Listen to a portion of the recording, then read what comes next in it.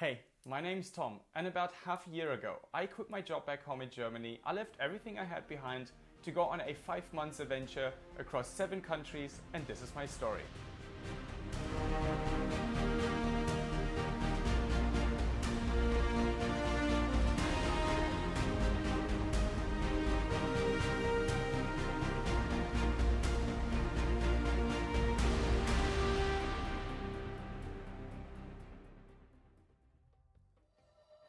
After a very long flight, I landed in Christchurch, where I used the appalling weather and around 2 or 3 days to buy myself a little camper van.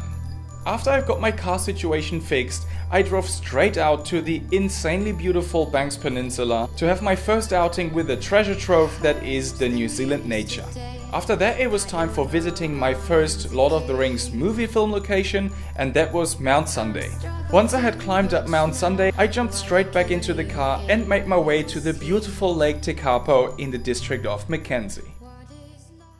So, it's day 6 in New Zealand. I woke up super early. I stayed at a campground called Peel Forest, which is just around Ashburton, like 100 kilometers away from Christchurch. And now I'm like at some lookout point and on my way to Lake Tekapo, still 40 kilometers to go.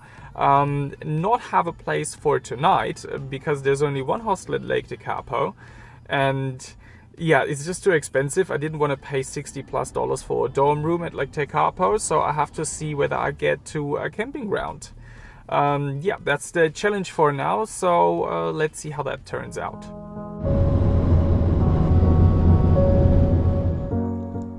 I spent 2 days at Lake Tekapo, which is known for 3 things. Its incredibly blue and clear water, perhaps the most beautifully located chapel in the world overlooking the lake, and thanks to its location hemmed by high mountains, one of the top 10 best places for stargazing in the world. Therefore, it's not a surprise that one of the most modern observatories in the southern hemisphere is located at Lake Tekapo. Although Lake Tekapo is one of the tourist hotspots of the South Island, there's not too much to do there, at least not when you're on the backpacker's budget. So I spent my time once more with hiking, from the shallow shores of the lake to the top of the local mountain Mount John. Once again, I was fascinated by the spectacular play of colors between lake water and the yellow grass landscape. Oh my god, it was so beautiful. Last but not least, of course, I had to enjoy a short swim in the ice-cold but clear lake water. So my last day in Lake Tekapo has come. I just started the day with just another little hike, 1.5 hours. And now I'm gonna be heading off to Mount Cook, which is New Zealand's highest mountain, Mount Aoraki. And I just wanted to say that apart from the super crystal clear blue water that Lake Tekapo has, it's a great place for professionals but also just hobby stargazers. And this is of course once, because New Zealand is so remote, it has a genuine natural absence of light in the night. So it was really rather nice, but now I think it's just time to head off and then off to Mount Cook. On the 90 minutes or so drive from Lake Tekapo to Mount Cook, I came past Lake Pukaki, and oh my god, I thought it wouldn't get better than Lake Tekapo color-wise. Lake Pukaki on that day was just incredible. Pretty soon after I've left Lake Pukaki and got closer to Mount Cook, the weather changed dramatically. It got cloudy, it got very overcast, very cold, and then it started raining, which kept me from doing the Mueller Hut Track, which I had initially planned for the next day. Instead, I spent 2 solid days on the campground just waiting out the weather, waiting for better weather to come to be able to tackle Mueller Hut. So I just arrived at the car park in the Mount Cook village. It just started to rain as I parked up. Driving into the valley with that doomy, gloomy vibe was something different. 10 years ago I drove in here and it was all great sunshine, it was all clear, you could see Mount Cook from all the way from the beginning of the valley. Today's different, a different kind of beautiful. It's kind of scary. I'm not sure whether I should do the Hooker Valley or the Mueller Hut. It's actually quite cold, it's like 7 degrees. So I don't know if getting all wet and then having 7 degrees is good and a good decision than to go up Mueller Hut where it's like quite considerably colder, I guess. It's also very windy. In fact, just as I parked here and speak to you, it got so much worse than before. Yeah, I'm not sure. Undecided yet. We'll see. Well, who would have guessed? Of course, I tried the track that I was not prepared for, that the weather was definitely not suggesting, but yet, you know, I wanted to do it. I wanted to do Mueller Hut because 10 years ago I only did the Mueller Track, and I kind of regretted that I didn't do the one that supposedly gives you the better views, and that's the one that is the bigger adventure.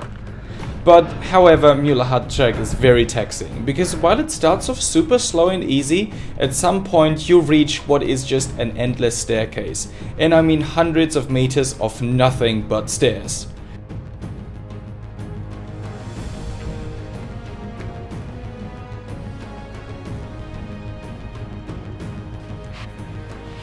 So, probably made it halfway up or something like that.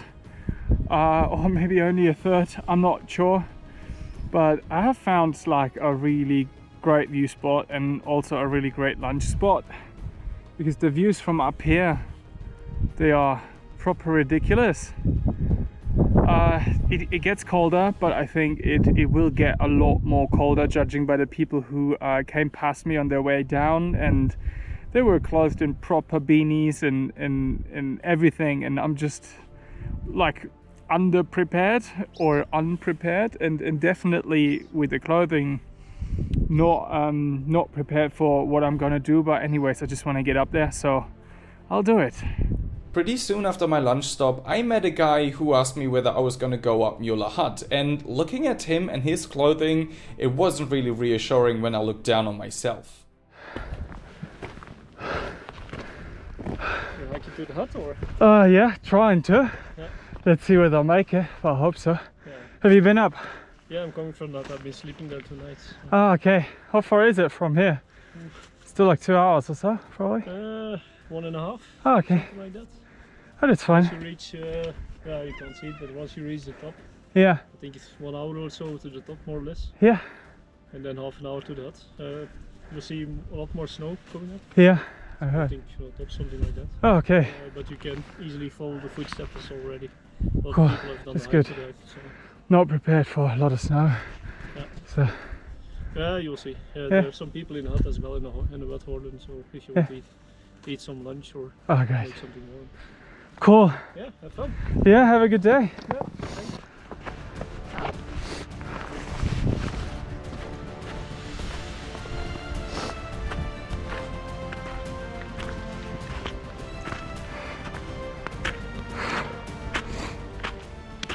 Starting to realize by now that I'm really not a pro climber, but I think I'm almost up the top, which will be like a settled point or something.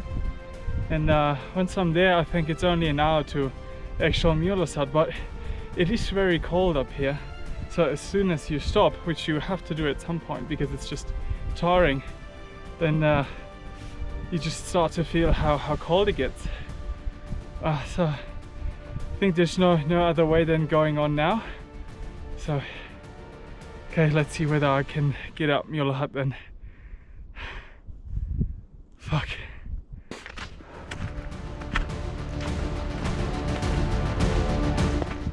At some point, out of the fog appeared Mueller Hut, and I knew now I had almost accomplished one of New Zealand's proper mountainous hikes. Making my way down, being able to enjoy all the views that the Hooker Valley offered me was just pure happiness. Of course I was tired and my legs hurt, but I enjoyed every minute on that Good. track. Way down is a lot more easier than up.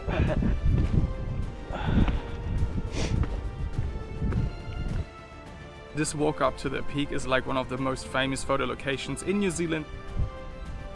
Tree in the water. Great.